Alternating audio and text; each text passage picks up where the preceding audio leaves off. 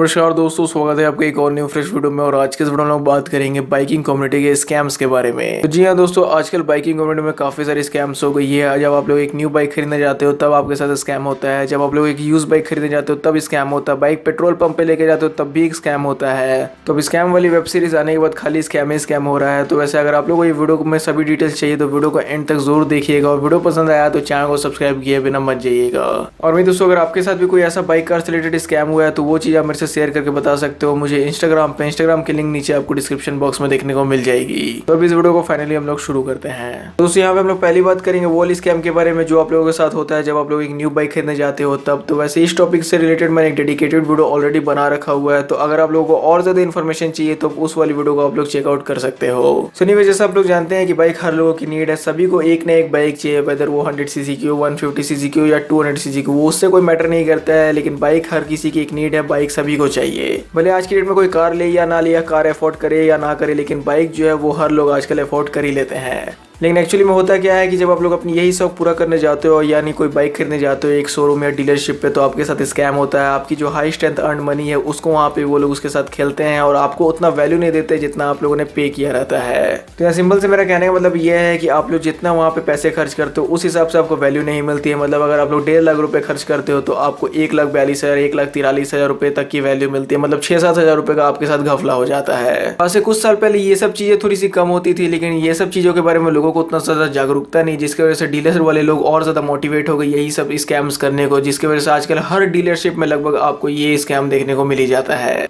मतलब एक्चुअली में ये काम कैसे करता है कि वो लोग जो आरटीओ होता है, रोड टैक्स रजिस्ट्रेशन जो होता है, उस पर आपसे पैसे ज़्यादा चार्ज करते हैं, उस पर घपला करते हैं। इंश्योरेंस पे तो करते ही करते हैं, साथ ही में अगर कुछ आपको एसेसरीज बेच दिए तो उस पर भी करते हैं, और लोन पे तो पक्का ही करते हैं। मतलब जब आप लोग बाइक फाइनेंस करवाते हो तो आपकी डाउन पेमेंट वो लोग छेड़खानी करते हैं। मतलब अगर 1 लाख रुपए की बाइक है और उसमें अगर आप लोगों ने 45,000 रुपीज़ डाउन पेमेंट किया है तो आपको रिसिप्ट पकड़ा देते हैं 43,000 42,000 का। फिर बाद में आपके जो 2-3 हजार रुपये बच जाते हैं वो लोग उस प्राइस को बढ़ा देते हैं लोन अमाउंट में, और वो चीज़ आपको पता भी नहीं चलती है। और उसके वजह से आपको ज्यादा इंटरेस्ट भी पे करनी पड़ती है और आपकी बाइक की भी जो ओवरऑल कॉस्ट है वो बढ़ जाती है। फिर जैसे यहाँ पे मैंने आप लोगों को बताया कि वो लोग इंश्योरेंस पे आपसे ज्यादा पैसे चार्ज कर लेते हैं। मतलब आप लोगों को बताते हैं कि आपकी जो बाइक आप ले रहे हो उसकी इंश्योरेंस कटेगी 10,000 रुपए, लेकिन आपको जो रिसिप्ट है वो 8,000 रुपए की पकड़ा देते हैं। फिर बाद में बोल देते हैं कि ये 1-2 हजार रुपए जो ये प्रोसेसिंग फीस और जो डॉक्यूमेंटेशन फीस है उसमें लग गई। तो दोस्तों, ये वो स्कैम है जो आप लोगों के साथ होता है जब आप लोग एक न्यू बाइक खरीदने जाते हो। लगभग आज के डेट में इंडिया की हर डीलरशिप में आपको ये चीज देखने को मिल ही जाती है। तो इसलिए आप लोग वहाँ पे ज्यादा अटेंशन देने की जरूरत है, ज्यादा फोकस करने की जरूरत है। बाइक आप लोगों को बाद भी देखने की जरूरत है, पहले अपनी डॉक्यूमेंटेशन देखने की जरूरत है। मतलब आप लोगों को ये फोकस करना है कि आपको जो बंदे ने इंश्योरेंस का प्राइस बोला था उतना ही का रिसिप्ट दिया कि नहीं, रोड टैक्स रजिस्ट्रेशन का जितना फीस बोला था उतना ही का रिसिप्ट दिया कि बाइक अगर आप लोग फाइनेंस करवा रहे हो तो लोन के पेपर्स में जितना आपको लोन का रिक्वायरमेंट है क्या पता उससे ज्यादा की तो लोन उन लोगों ने नहीं चढ़ा के रख दी। मतलब 3-4 हजार रुपए एक्स्ट्रा तो उस पेपर में नहीं चढ़ा के रख दी। तो इसलिए आपको प्रॉपर डॉक्यूमेंटेशन पे अटेंशन देने की जरूरत है। तो अगर आप लोग पेपर वर्क पे पूरा अटेंशन दोगे, डॉक्यूमेंटेशन पे पूरा अटेंशन दोगे, तब आपके साथ ये जो स्कैम है वो नहीं होगा। अगर आप लोग एक एक चीज मिलाओगे कि कितना आपको यहाँ पे पैसा चार्ज किया जा रहा है और कितना बोला गया था, सभी चीजें इक्वल है कि नहीं, अगर आप लोग ये सब चीज अच्छी तरीके से चेक करोगे तो ये वाली स्कैम से आप लोग बच सकते हो। और दोस्तों, यहाँ पे जो दूसरी स्कैम है ये आप लोगों के साथ होती है पेट्रोल पंप पे। तो जी हाँ दोस्तों, पेट्रोल पंप पे भी आपको चूना लगाया जाता है और ये चीज इतनी सफाई से किया जाता है कि आप लोगों को भनक भी नहीं होती है और आप लोगों के पैसे वो लोग मार लेते हैं, वो लोग आपके साथ घपला कर देते हैं। हालांकि ये जरूरी नहीं है कि ये वाली जो स्कैम है ये सिर्फ बाइक वाले लोगों के साथ होती है, कार वाले लोगों के साथ भी होती है। लेकिन जनरली मैंने देखा है कि पेट्रोल पंप वाले लोग ज्यादा बाइक वाले लोगों के साथ ही ये वाली स्कैम करते हैं। और इस टॉपिक से रिलेटेड भी आपको एक पूरा डेडिकेटेड वीडियो देखने को मिल जाएगा जहां पे मैंने आपको पूरा बताया है कि कैसे वो लोग पेट्रोल पंप पे फ्रॉड करते हैं और मैंने आपको लाइव एग्जांपल भी दिखाई है। तो ये वाली जो वीडियो वो आपको देखने को मिल जाएगी मेरे दूसरे चैनल पे।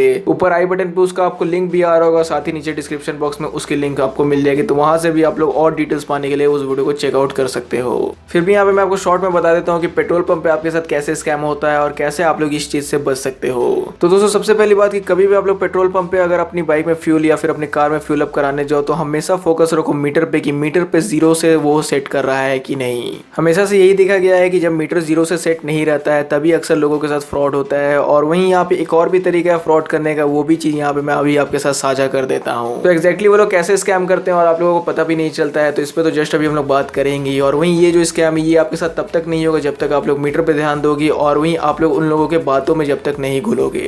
अगर ये दो चीजें आप लोगों ने कर लिया, अगर आप लोगों ने मीटर पे ध्यान दे दिया, साथ ही में अगर उन लोगों के बातों पर भी अटेंशन नहीं दिया, तब जो ये स्कैम है ये आपके साथ होना थोड़ा मुश्किल है। तो अब दोस्तों बात करते हैं कि कैसे पेट्रोल पंप एम्प्लॉयज आपके साथ स्कैम करते हैं और इतनी सफाई से करते हैं कि पता नहीं चलता है। तो जैसे सपोज करिए कि आप लोगों ने बोला कि भाई मेरी बाइक में 500 रुपीज का पेट्रोल फिल कर दो, 500 रुपए का पेट्रोल इसमें डाल दो। तो वहां पे क्या होगा कि पेट्रोल पंप एम्प्लॉय ऐसा एक्टिंग करेगा कि जैसे उसने 500 रुपए सुना ही ना हो, लेकिन एक्चुअली में वो सुन लेता है, लेकिन वो आपकी बाइक में पेट्रोल डालेगा सिर्फ 100 रुपए की। और वहीं उसी पेट्रोल पंप का एम्प्लॉय का दूसरा साथी क्या करेगा कि आपको बातों में उलझाने की कोशिश करेगा ताकि आप लोग मीटर पे ध्यान ना दो। फिर जब आप लोग देखोगे कि बाइक में सिर्फ 100 रुपए की पेट्रोल गई है, तो आप लोग उस पेट्रोल पंप अटेंडेंट को बोलोगे कि भाई 100 रुपए क्यों डाल रहा है, मैंने तो बोला 500 रुपए की डाल। फिर उसी समय क्या होगा कि वो मीटर को 100 रुपए से वापस से चालू कर देगा, 0 पे सेट नहीं करेगा। तो 100 से वो 400 तक मीटर को ले जाएगा, यानी सिर्फ 300 रुपए की पेट्रोल और डालेगा। और फिर आप लोगों को बता देगा कि पहले 100 रुपए की डाली और अभी मीटर में 400 दिख रही है। तो 400 किस लिए दिख रही है, क्योंकि 100 में 300 उसने और डाल दी। तो घुमा फिरा के वो आप लोगों को बोल देगा कि पहले 100 रुपए की पेट्रोल डाली और अभी 400 रुपए की पेट्रोल डाल दी, हो गई 500 रुपए। और आप लोगों ने ये चीज ध्यान भी नहीं दिया क्योंकि आप उसके दूसरे मेंबर के साथ बात करने में बिजी थे। फिर जब आप लोग बाइक लेके वहां से निकलते हो तो आप लोग बोलोगे कि फ्यूल इंडिकेटर जो है वो थोड़ा सा कम शो कर रहा है, हो सकता है कि मोदी जी ने प्राइस जो है वो पेट्रोल की और बढ़ा दी, या फिर मेरी जो बाइक है माइलेज ही कम देती है, खटारा बाइक है। तो दोस्तों यही सिंपल तरीके से पेट्रोल पंप वाले लोग आपके साथ स्कैम करते हैं और आप लोगों को पता भी नहीं चलता। मैं उम्मीद करता हूँ कि ये छोटी सी एग्जांपल की मदद से आप लोगों को जरूर से क्लियर हो गया होगा कि कैसे पेट्रोल पंप पे अपनी जो स्कैम हो रहा है आप लोगों के साथ, उससे आप लोग अपने आप को बचा पाओ। हाँ, यहाँ पे जरूरी नहीं है कि हर पेट्रोल पंप पे आप लोग जाओ तो वहाँ पे आपके साथ स्कैम ही हो जाए, ऐसा जरूरी नहीं है। बहुत सारे पेट्रोल पंप काफी जेन्युइन होते हैं, वो लोग ये चीज नहीं करते हैं। लेकिन जहाँ पर भी 2 पेट्रोल पंप एम्प्लॉयज आपके साथ आके गुटरगु अगर कर रहे हो, अगर वो लोग आपका ध्यान भंग कर रहे हैं, तो समझ जाओ वहाँ दाल में जरूर कुछ ना कुछ काला है।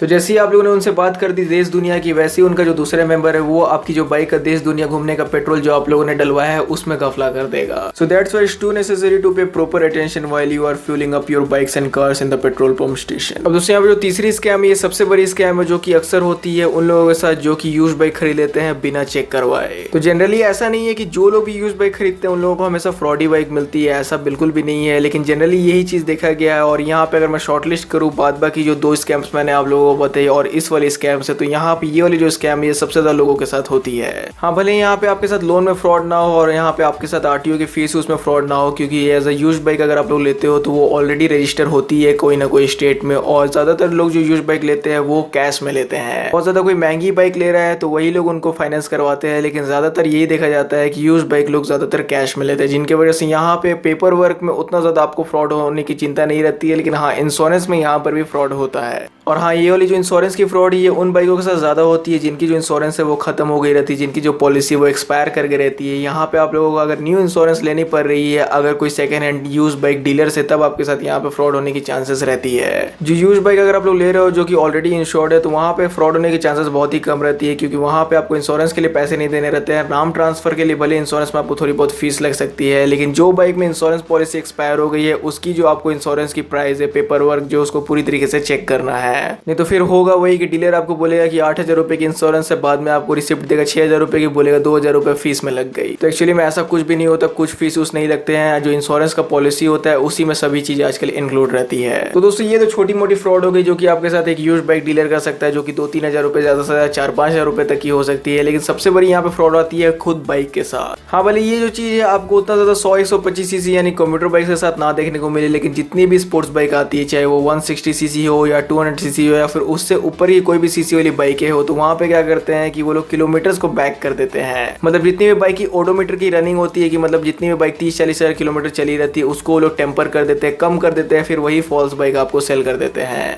दूसरी चीज, इंजन में कभी कभी कुछ बहुत बड़ा प्रॉब्लम होता है, लेकिन वो लोग भी उस चीज को स्पेसिफाई नहीं करते हैं और बाइक को इतनी अच्छी तरीके से मेंटेन करके रखते हैं। जैसा कि आप लोग जानते हैं कि आजकल तो इतनी सारी कोटिंग्स आ गई है जिसकी वजह से लगता है कि बाइक जो है वो कल ही शोरूम से निकली थी। तो ये सब चीजों की वजह से उतना इंजन पे फोकस नहीं जाता और इंजन की तरफ आप लोग देखोगे भी तो लगेगा कि इंजन तो एकदम ब्रांड न्यू लगेगा, कि ज्यादा किलोमीटर तो ये इंजन ने कवर ही नहीं किया होगा। और तीसरी जो सबसे बड़ी चीज है वो है एक्सीडेंटल बाइक। तो जी हाँ दोस्तों, बहुत सारे यूज डीलर आपको एक्सीडेंटल बाइक बेच देते हैं, उसके बारे में जरा सा भी आप लोगों नहीं बताते, फिर बाद में आप लोगों के साथ एक बहुत बड़ा लॉस हो जाता है, फ्रॉड हो जाता है। तो अब यहाँ पे बात आती है कि इसका सॉल्यूशन क्या है। यहाँ पे जो चीज मैंने आपको बताया कि ये स्कैम हो जाता है, वो स्कैम हो जाता है, फलाना ढिमकाना जो भी स्कैम होता है, तो इससे आप लोग बच कैसे सकते हो।